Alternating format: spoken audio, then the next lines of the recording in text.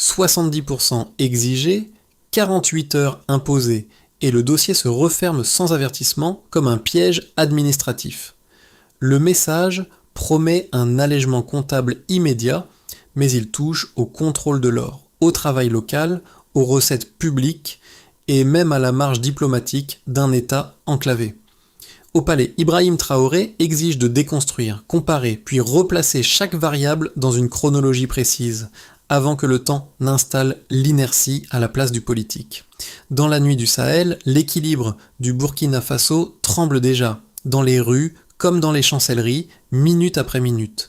Ce récit s'engage à expliquer, sans emphase ni spéculation, comment un ultimatum présenté comme technique peut forcer un arbitrage irréversible et déplacer des équilibres économiques, juridiques et sociaux. L'objectif est très concret. Comprendre vite l'arbitrage, ses coûts et ses effets.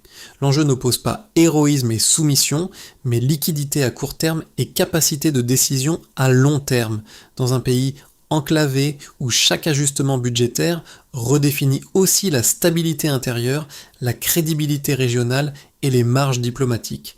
Les concessions anciennes, les dettes héritées et des clauses longtemps dormantes se combinent lorsqu'un seuil est franchi, et ce franchissement produit des effets mesurables autant en pourcentage qu'en confiance collective. À ce stade, la question n'est pas de commenter un discours, mais d'observer une mécanique. Qui contrôle quoi, à quel prix et pour combien de temps ? 2 chiffres suffisent à révéler la structure réelle de la crise, 70% exigés et 48 heures imposées. Dès l'ouverture du dossier, ces marqueurs indiquent que la négociation était verrouillée avant même d'être formulée. Le télégramme ne proposait pas un échange, il testait une architecture héritée. La mini-révélation est immédiate. Derrière la neutralité administrative, l'ultimatum force un arbitrage irréversible, conçu pour faire primer la liquidité rapide sur la maîtrise durable des ressources. Ce cadre replace l'instant dans une trajectoire longue. Depuis des années, le Burkina Faso tente d'ajuster des contrats miniers, de rapatrier une part des bénéfices aurifères et d'améliorer la transparence des sites.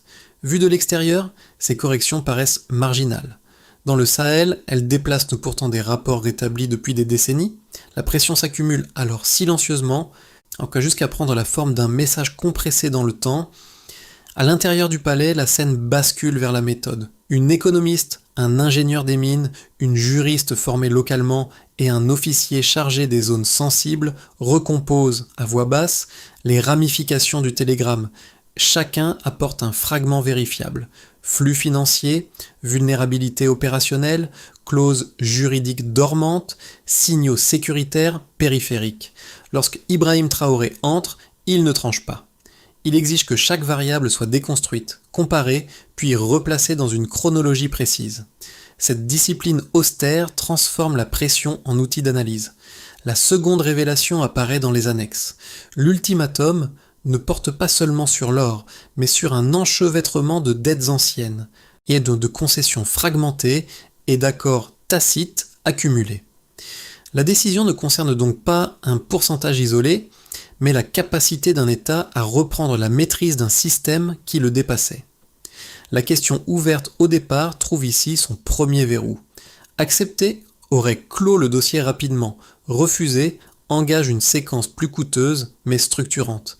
À partir de ce point, le temps devient l'ennemi principal, et chaque minute perdue réduit la marge d'action avant que l'inertie ne décide à la place du politique. Le récit prend corps, loin des tableaux macroéconomiques, à travers des scènes concrètes où l'abstrait devient opérationnel. Dans l'ouest du pays, l'ingénieur des mines décrit une vulnérabilité immédiate, des sites stratégiques où l'information circule plus vite que les décisions, exposant le contrôle à des fuites, à des arrêts techniques soudains ou à des mouvements précipités d'acteurs extérieurs. Son constat est simple et mesuré. L'hésitation coûte plus cher que l'action, car elle ouvre des brèches invisibles qui se referment difficilement. Un second éclairage vient de l'économiste. Elle montre que la redistribution partielle engagée les années précédentes a déjà modifié les flux internes, suscitant des inquiétudes chez des partenaires habitués à des accords plus avantageux. Cette tension silencieuse explique pourquoi l'ultimatum prend la forme d'un test plutôt que d'une négociation. Il vise à vérifier si le pays reculera au premier seuil avant même que les ajustements récents ne produisent leurs effets complets. La juriste replace chaque élément dans une chronologie précise. Certaines clauses anciennes, longtemps perçues comme inertes, peuvent redevenir actives si l'État réaffirme son contrôle administratif. À ses côtés, l'officier chargé des zones sensibles signale des mouvements inhabituels près de 2 sites aurifères, indice que des acteurs anticipent déjà une réponse plus ferme que prévu. Ces micro-cas ne produisent pas un choc spectaculaire. Ils génèrent un déplacement progressif, mais tangible, des rapports de force. Pris ensemble, ces effets précoces convergent vers un même point. Le temps devient l'adversaire central. Plus l'analyse s'étire, plus la marge d'action se réduit. À ce stade, la question n'est plus symbolique, elle est opérationnelle. Agir maintenant ou laisser l'inertie décider. La bascule s'amorce avant l'aube, bien avant que l'ultimatum ne franchisse l'espace public. Dans les couloirs du palais, la logique quitte l'analyse pour l'exécution. Un ordre bref circule parmi les conseillers civils et militaires, non pour répondre au télégramme, mais pour neutraliser immédiatement les vulnérabilités qu'il a révélées. Les priorités sont hiérarchisées sans emphase. Sécuriser les zones minières sensibles, verrouiller les flux d'informations, suspendre toute communication non protégée. L'objectif n'est pas l'escalade, mais la fermeture des brèches ouvertes par la compression temporelle. Moins d'1 heure plus tard, un message codé formalise cette transition. L'opération reçoit un nom neutre, presque administratif, et entre en phase initiale. Les unités locales se déploient autour des sites jugés stratégiques, les convois sont placés sous contrôle renforcé et les accès numériques au système d'extraction sont temporairement restreints. Mais cette séquence marque un point de non-retour.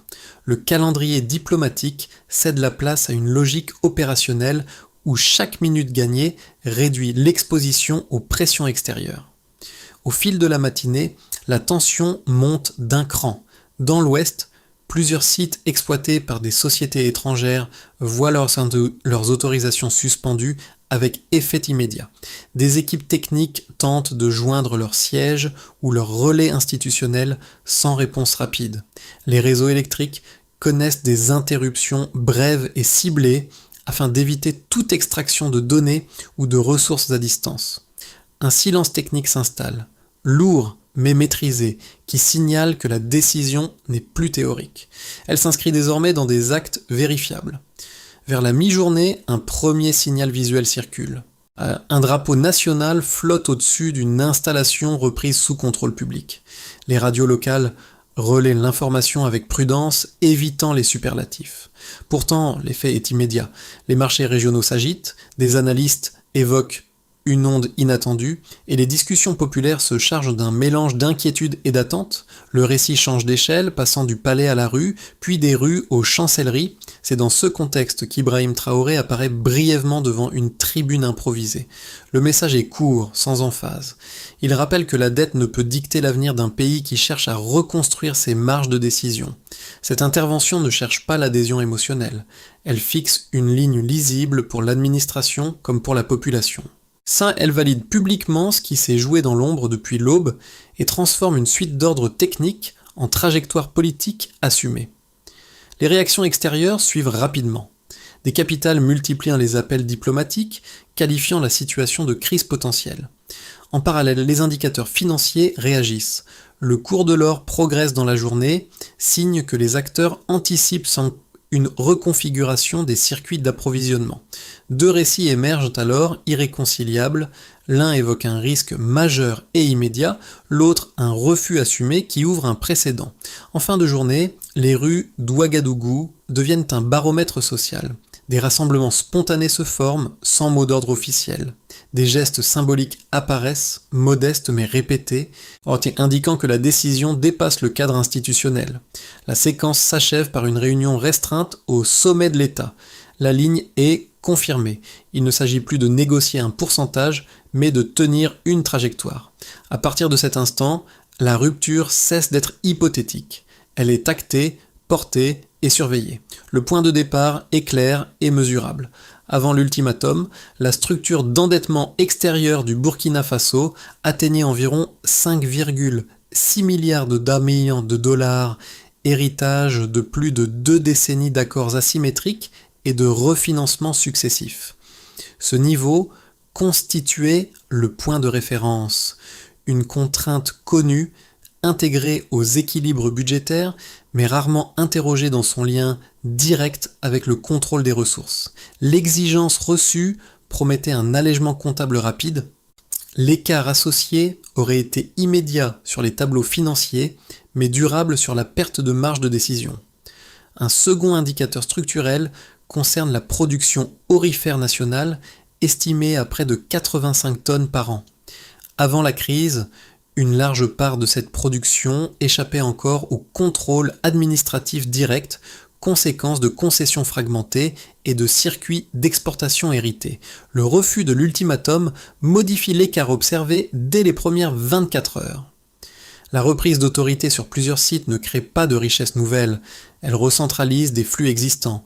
Chaque tonne mieux suivie n'augmente pas le volume extrait, mais rééquilibre la distribution des revenus publics, ce qui change l'équation budgétaire sans miracle apparent.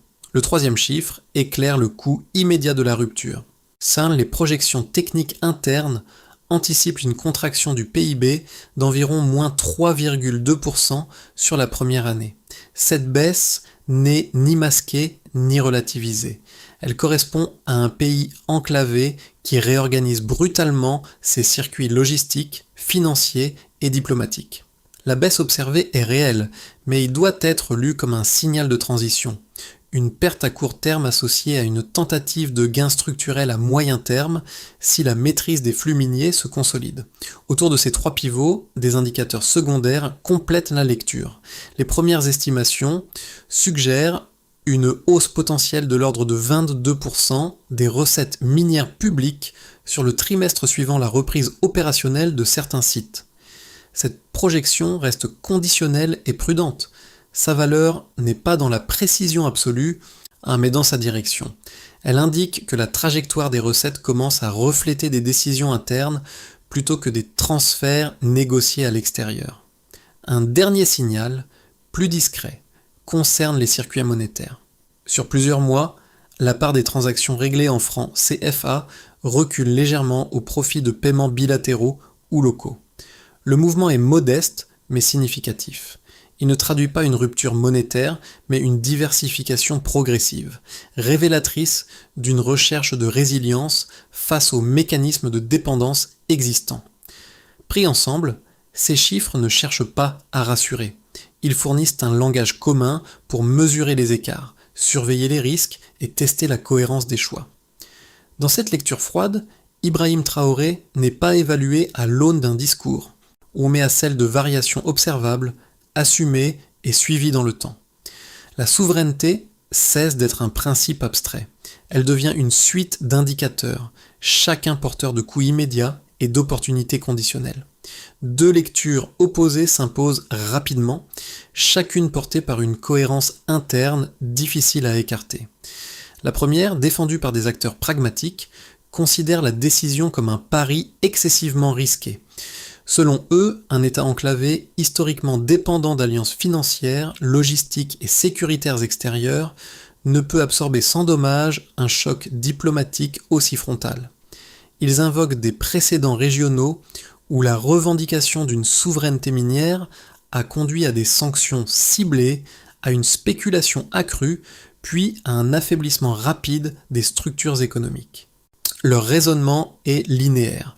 Moins d'alliances actives signifie mécaniquement plus de vulnérabilité dans un environnement international instable.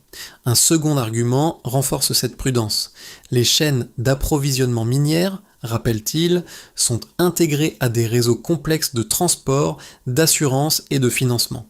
Toute perturbation brutale peut entraîner des retards logistiques, une hausse des coûts et une défiance des investisseurs, même lorsque les ressources sous-jacentes restent abondantes. Dans cette perspective, le risque majeur n'est pas idéologique mais opérationnel. Une rupture mal amortie peut réduire durablement la capacité de l'État à financer ses priorités sociales et sécuritaires. La lecture inverse, portée par les partisans de la rupture, s'appuie sur un diagnostic différent. Pour eux, l'ultimatum exigeant 70% des ressources aurifères révèle un déséquilibre ancien, entretenu par des concessions rarement renégociées. Ils soutiennent que l'acceptation aurait verrouillé toute possibilité de réforme engagée depuis plusieurs années. Les premiers signaux observés après le refus alimentent leur argumentation. Reprise d'autorité administrative sur certains sites, recentralisation partielle des flux et projection de recettes publiques orientées à la hausse. Dans ce cadre, le risque principal ne réside pas dans la rupture, mais dans la perpétuation d'un modèle jugé extractif et rigide. Entre ces deux pôles, une troisième approche analytique tente de dépasser l'opposition binaire. Des universitaires et analystes régionaux proposent de lire la situation comme une expérience grandeur nature, révélant les limites d'un modèle économique imposé depuis des décennies au Sahel. La réaction internationale, mêlant pression diplomatique et ajustement de marché, indique déjà que la décision teste la solidité de mécanismes longtemps considérés comme immuables. Dans cette grille de lecture, la position d'Ibrahim Traoré n'est ni un acte héroïque ni une fuite en avant. Elle devient un révélateur. Elle oblige chaque camp à confronter ses hypothèses à des données observables et non à des principes abstraits. Le débat cesse alors d'être idéologique. Il se recentre sur une question vérifiable. Quel coût réel et pour quelle trajectoire un État accepte-t-il d'assumer pour reprendre la maîtrise de ses ressources ? Le basculement apparaît à mi-parcours, lorsqu'un élément jusque-là périphérique change l'échelle du récit. Derrière la fermeté affichée, une coordination régionale longtemps discrète commence à se dessiner. Des échanges accélérés, des signaux sécuritaires convergents et des ajustements diplomatiques prudents indiquent que la réponse ne relève plus d'un face-à-face strictement national. La pression se redistribue. Elle ne disparaît pas, mais elle cesse de viser un seul centre de gravité. Cette révélation reconfigure la lecture des événements. Ce qui semblait un pari solitaire devient un test collectif de crédibilité et de discipline. La souveraineté revendiquée n'est plus une posture individuelle. Elle s'inscrit dans une architecture en construction, fondée sur la défense mutualisée de ressources stratégiques et la réduction des vulnérabilités partagées. Le risque demeure, mais il se dilue à mesure que la responsabilité se répartit. Allez, pour Ibrahim Traoré, ce changement d'échelle n'introduit pas un rapport de force nouveau. Il révèle celui qui était déjà en gestation. La coordination régionale réduit l'isolement anticipé tout en augmentant le coût politique de chaque faux pas. L'erreur individuelle deviendrait désormais un coût partagé, ce qui impose une discipline accrue. À partir de ce point, la crise cesse d'être un épisode national. Elle devient structurelle, adressant un signal au système régional. La maîtrise des ressources peut s'organiser autrement, à condition d'accepter des règles communes et des risques assumés. Les effets du basculement se lisent à travers 4 cercles distincts, chacun révélant une conséquence spécifique de la décision initiale et de la coordination qui l'a suivie. Ensemble, ils montrent que la crise ne se limite ni aux institutions, ni au marché, mais irrigue des niveaux très différents de la société et de l'environnement international. Pour les institutions publiques, l'impact est d'abord organisationnel. La reprise d'autorité sur les sites miniers impose une discipline nouvelle, chaîne de commandement raccourcie, reporting plus fréquent, priorisation d'indicateurs opérationnels sur les annonces politiques. Les administrations absorbent une charge accrue dans un délai court, ce qui génère des frictions, mais aussi une clarification des responsabilités. L'État fonctionne sous tension, contraint d'apprendre en marchant, tout en produisant des décisions exécutoires mesurables. Cette phase ne crée pas de stabilité immédiate. Elle rend la trajectoire lisible. Du côté des entreprises et du secteur économique, les réactions sont contrastées. Certaines sociétés étrangères gèlent leurs opérations, redoutant un précédent régional et une incertitude juridique prolongée. D'autres acteurs, notamment non occidentaux, explorent des partenariats fondés sur la copropriété, le transfert de compétences et une visibilité accrue des flux. L'investissement n'augmente pas instantanément. En revanche, la nature des discussions change. Le marché ne condamne pas la décision, il en teste la durabilité. Cette attente devient un indicateur silencieux de crédibilité. Pour la population, l'effet est moins financier que symbolique, mais il n'est pas abstrait. Dans les villes, comme dans les zones rurales, la décision est perçue comme un signal de réappropriation plutôt que comme un geste diplomatique. Des dynamiques modestes apparaissent. Intérêt accru pour les formations techniques liées aux mines et à la logistique, débat plus fréquent sur l'usage des ressources publiques et premier signe d'un ralentissement de l'émigration économique. Ces évolutions restent fragiles, mais elles indiquent un changement de perception collective. La figure d'Ibrahim Traoré agit ici comme un point de référence, non par omniprésence discursive, mais par cohérence entre décision et effet observé. À l'échelle régionale et internationale, l'impact devient lisible dans les flux. Les circuits d'exportation de l'or se réorganisent progressivement, entraînant une baisse mesurable des volumes transitant par certains ports ouest-africains. Les chancelleries ajustent leur discours, oscillant entre prudence et fermeté, tandis que des institutions financières régionales évoquent des mécanismes communs jusque-là jugés irréalistes. Le Burkina Faso cesse d'être un cas isolé, il devient un indicateur avancé d'une recomposition plus large. Pris ensemble, ces 4 cercles montrent que la décision n'a pas produit un choc unique, mais une série de déplacements. Chaque acteur, public ou privé, local ou extérieur, est contraint de recalibrer ses attentes. La conséquence majeure n'est donc pas la rupture elle-même, mais l'obligation collective de composer avec une trajectoire désormais visible, assumée et surveillée. À mesure que la phase aiguë s'estompe, l'enjeu n'est plus de commenter la rupture, mais d'en projeter des conséquences plausibles à partir des dynamiques déjà observables. Les équipes ne cherchent pas à prédire l'avenir, elles cartographient des marges de manœuvre réalistes. 3 trajectoires, ces points d'infraction se dégagent, sans assigner de probabilité, mais en testant la cohérence de chaque hypothèse. Le scénario de base, souvent résumé par l'idée de tenir la ligne, repose sur une stabilisation progressive. La coordination régionale demeure active sans s'élargir brutalement. Les sites miniers sécurisés fonctionnent sous une gouvernance plus centralisée, tandis que de nouveaux partenariats avancent avec prudence et clauses de visibilité renforcées. La croissance reste contrainte par des ajustements logistiques et budgétaires, mais cesse de se dégrader. Dans cette trajectoire, le coût initial est absorbé au prix d'une discipline durable. L'État ne gagne pas rapidement, il consolide sa capacité de décision et réduit les vulnérabilités révélées par l'ultimatum. Le scénario plus favorable envisage un effet d'entraînement régional.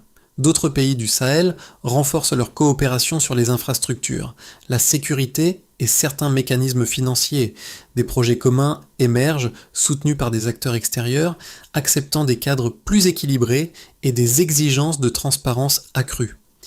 Les diasporas jouent un rôle d'amortisseur, finançant des initiatives éducatives et productives. Dans ce cas, la décision initiale dépasse son contexte national.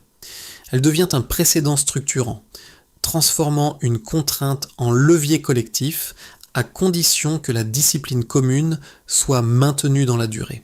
Le scénario défavorable, parfois qualifié de crête étroite, repose sur une intensification des pressions, des sanctions ciblées, appellent des retards logistiques et une spéculation accrue fragilise l'économie. L'inflation complique le quotidien des ménages, tandis que certains partenaires suspendent leurs engagements. La cohésion interne est alors mise à l'épreuve. Chaque erreur de pilotage amplifie les effets négatifs, réduisant fortement la marge d'ajustement et rendant coûteuse toute correction tardive.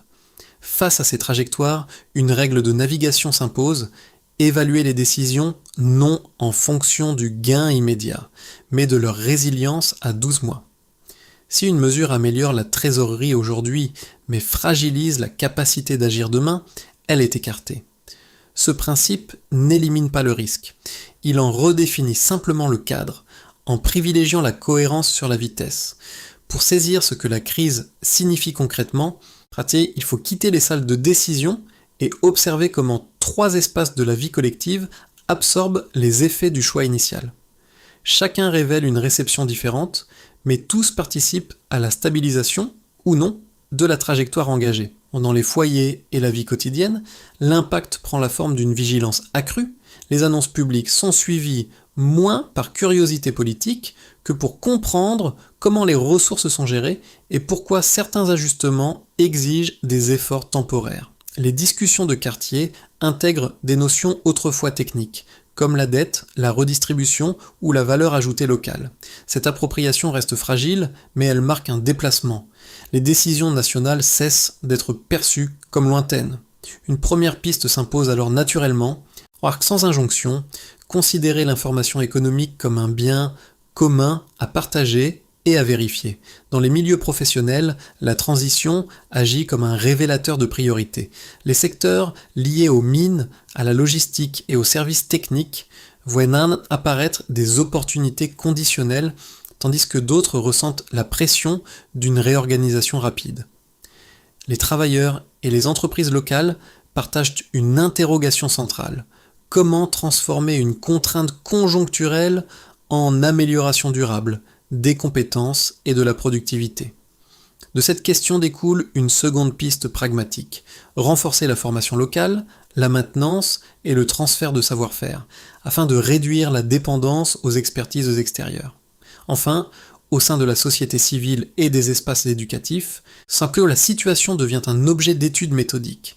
Associations, universités et collectifs citoyens organisent des débats structurés sur la cohérence des réformes, l'usage des ressources et les modèles économiques possibles.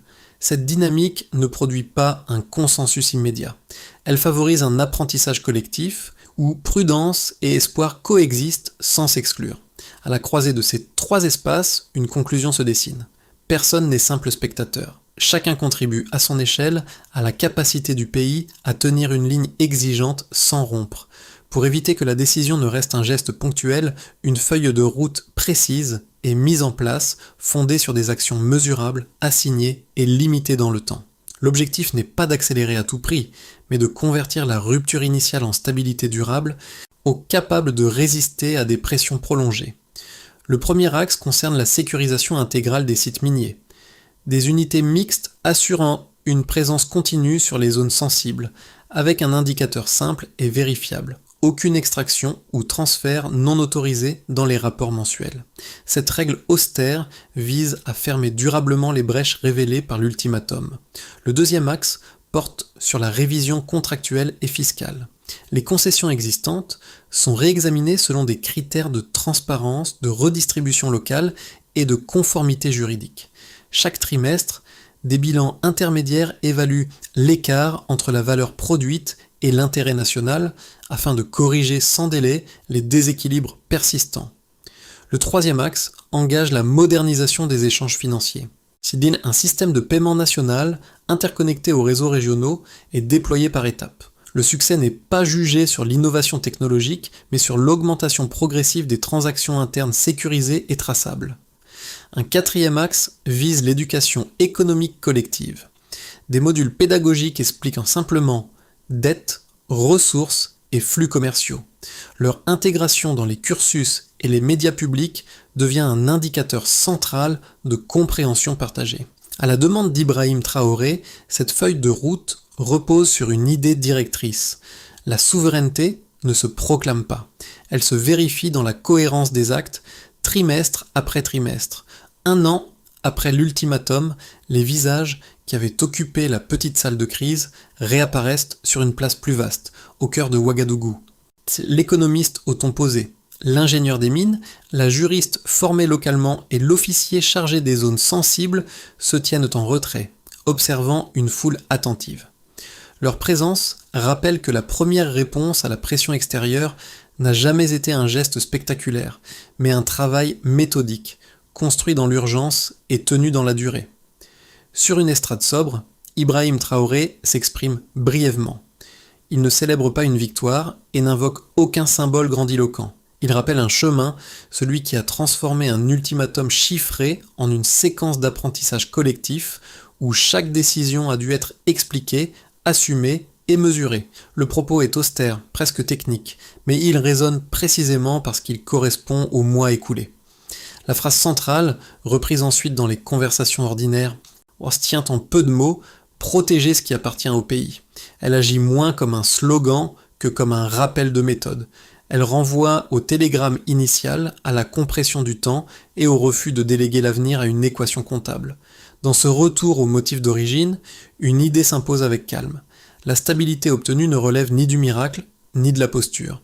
Elle repose sur une continuité d'efforts partagés, capable de tenir sous pression sans rompre. À mesure que la tension immédiate retombe, un constat s'impose progressivement. L'histoire racontée ici ne se referme pas sur une décision présidentielle, mais sur une dynamique collective encore en construction.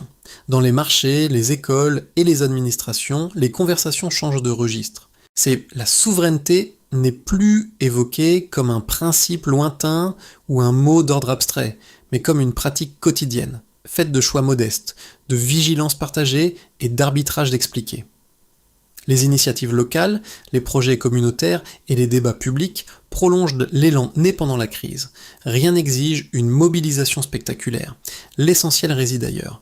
Observer les effets réels, distinguer les coûts des bénéfices et accepter que la stabilité se construise par ajustements successifs plutôt que par déclaration définitive. Cette phase demande moins d'adhésion émotionnelle que de lucidité collective.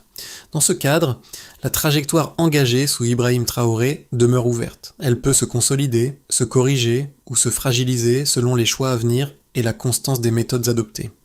Tout dépendra de la capacité à maintenir la cohérence acquise et à transformer la tension actuelle en engagement durable. La question finale n'est donc pas institutionnelle, elle est civique. Quelle place chacun souhaite-t-il prendre dans cette histoire encore en mouvement ?